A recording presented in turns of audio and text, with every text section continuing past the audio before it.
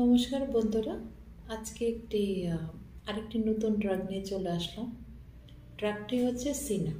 এটি একটি সুপরিচিত মেডিসিন হোমিওপ্যাথির মধ্যে, এবং অনেকের মধ্যেই এটা খুবই একটি পরিচিত নাম। প্রায়ই এটা আমরা কৃমি জাতীয় বা কৃমিজনিত কোনো সমস্যাতে আমরা ব্যবহার করে থাকি। এটা স্পেশালি আমরা বাচ্চাদের ক্ষেত্রে ব্যবহার করে থাকি। সিনার বিভিন্ন পোটেন্সি হয়, সিনা 30, 200, 1M, যদিও বেশিরভাগ মানুষ 30, 200 এবং যখনই কিন্তু আমরা ডক্টর আমরা কিন্তু 1M বা এর থেকেও হায়ার পোটেন্সি লক্ষণ অনুযায়ী কিন্তু আমরা ব্যবহার করে থাকি। তো সিনা বেসিক্যালি আমরা ইউজ করা হয় কৃমির জন্য, বাচ্চাদের কৃমির জন্য ব্যবহার হয়। যদিও এটা শুধু বাচ্চাদের জন্য নয়, এটি প্রাপ্ত বয়স্কদের জন্য কিন্তু আমরা ব্যবহার করে থাকি।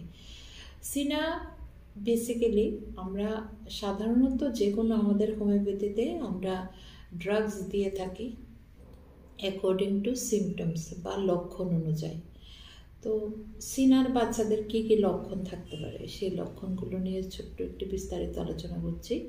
সেটি হচ্ছে সিনার বাচ্চারা প্রায়ই দেখবেন খুবই চাবি হয়, ফ্যাট চাবি পেশেন্টের মধ্যেই হয় এরকম ক্যারেক্টারিস্টিক, যদিও এটা থিনের মধ্যে হতে পারে ডিফার। বেসিক্যালি ওদের মধ্যে থাকে একটা খাই অ্যাটিটিউড, পেট ফাঁপা, নাভির গোড়াতে ব্যথা, ইন্টেস্টিনাল প্রবলেমের মধ্যেই সিনা ব্যবহার হয়। নাভির গোড়াতে ব্যথা এবং ওদের স্টুল যেটা পাস করে বাচ্চারা খুবই এটি গুটি গুটি, মাঝে মধ্যে ওটার মধ্যে শ্লেষা মিশ্রিত থাকে, এবং পায়খানা করার পরেও পেটে ব্যথা, খুব খিদে পাওয়া, যেরকম এক্ষণে খেয়ে উঠলো আবার কিছু খাই। তো এই জিনিসগুলো কিন্তু বাচ্চাদের মধ্যে প্রায়ই দেখা যায়, এবং বাচ্চারা যতই খায় ওদের বডি ওয়েট কিন্তু বাড়ে না। এটা প্রায়ই গার্জেনদের প্রবলেম, কমপ্লেন থাকে যে বাচ্চারা অনেক খাচ্ছে কিন্তু তথাপি বাচ্চাদের ওয়েট গেইন হচ্ছে না, কারণ এটা ডিউ টু ওয়ার্মস ইনফেকশন। তো এখানে কিন্তু সিনা খুবই দুর্দান্ত কাজ করে আমরা দেখি। কিন্তু প্রতিবার একটা কথাই বলবো, অ্যাকচুয়ালি আমরা মেডিসিন প্রেসক্রাইব করি constitutional and characteristics according to the characteristics of that patient আমরা কিন্তু ব্যবহার করে থাকি। বয়স্কদের মধ্যে যেরকম অ্যানাস এরিয়াতে চুলকুনি, বা এটাও খাই স্বপ্নের মধ্যেও, কারণ কিছু কিছু আমরা যেরকম অনেক পেশেন্ট পাই যারা কিছু কমপ্লেন থাকে যে স্বপ্নের মধ্যে ওরা ইমাজিন করতে থাকে ওরা খাচ্ছে, এতটাই ওদের ক্ষুধার্ত ভাব মনের ভিতরে থেকে যায় যে স্বপ্নের মধ্যে মনে হচ্ছে ওরা কিছু না কিছু খাচ্ছে। তো সেই ক্ষেত্রেও কিন্তু আমরা সিনা খুব ভালো কাজ করে। সিনার পেশেন্টের মধ্যে বাচ্চাদের যখন দাঁত ওঠার সময় হয়, দাঁত কাটা বা লুজ মোশন হওয়া, খিটখিটে, স্পর্শশীল, ভেরি সেন্সিটিভ, ওদের কিছুই যেরকম ভালো লাগে না, এটা চাই ওটা চাই, কিন্তু কোনো চাওয়াই যেরকম ওদের ইচ্ছা মেটাতে পারে না, এই লক্ষণগুলো থেকে থাকে। সিনাদের বাচ্চাদের প্রথমেই যেরকম আমি বলেছি, কোনো গ্রোথ ইমপ্রুভমেন্টটা খুবই স্লো মোশনে হয়, এবং অনেক বাচ্চাদের তো গ্রোথ খুবই রিটার্ডেড হয়ে থাকে গ্রোথ, এবং ব্রেন ডেভেলপমেন্টও কিন্তু খুব কম হয়, কারণ সব কিছুই রিলেটেড টু ওয়ার্ম ইনফেকশন।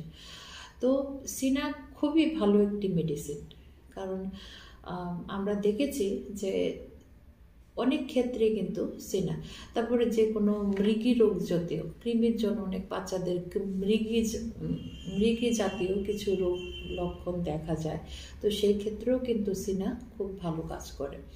বাচ্চাদের রাতেবেলা হঠাৎ, বয়স্ক লাইক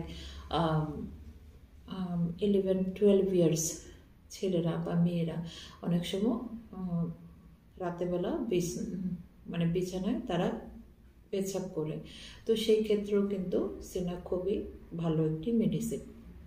মেয়েদের বয়সের আগেই অনেক অল্প বয়সে মাসিক হয়ে যাওয়া বা ইউটেরাইন ব্লিডিং হওয়া, মাসিক না, ঠিক আমি বলবো ইউটেরাইন ব্লিডিং হওয়া, মাসিক বলবো না, এটা ইউটেরাইন ব্লিডিং, অনেক বয়সের আগেই ইউটেরাইন ব্লিডিং হওয়া মেয়ে বাচ্চাদের, তো সেই ক্ষেত্রেও কিন্তু সিনা খুবই একটি উপকারী মেডিসিন। অনেক ক্ষেত্রে কৃমির জন্য আমরা কাশি হয়ে থাকে, তো সেই ক্ষেত্রে আমরা অনেক সময় বিভিন্ন ধরনের ওষুধ খাই, অ্যালার্জির ওষুধ খেলাম, তো কোনোভাবেই যেরকম সারছে না, সেই ক্ষেত্রেও আমি দেখেছি যে সিনা দেওয়ার পরে কিন্তু খুবই দ্রুত আরোগ্য হয়েছে। কারণ ওই কাশিটা হয়তো বা মানে রিলেটেড টু ওয়ার্মস থাকে, এবং অনেক ওয়ার্মস যেগুলো আমরা হয়তো তথাকথিত ওষুধ দিয়ে সারাতে পারি না, কিন্তু সেখানে কিন্তু আমরা সিনা দেখেছি খুবই ভালো একটি এফিশিয়েন্ট একটি মেডিসিন।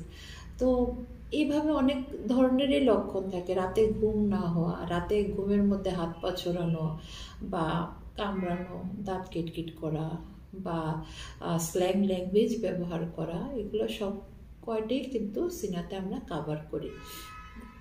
যদিও প্রত্যেকটা মেডিসিন, যদিও আমি লক্ষণ জাস্ট একটি জিস্ট আলোচনা করলাম এটা জানার জন্য যে এইসব লক্ষণগুলো কিন্তু খুব সুন্দরভাবে হোমিওপ্যাথিক ওষুধ দিয়ে কাভার আপ হয়।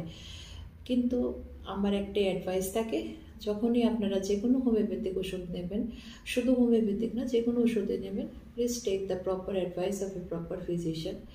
কারণ ওষুধ ভালো যদি করতে পারে সেটা পোটেন্সি বা পাওয়ার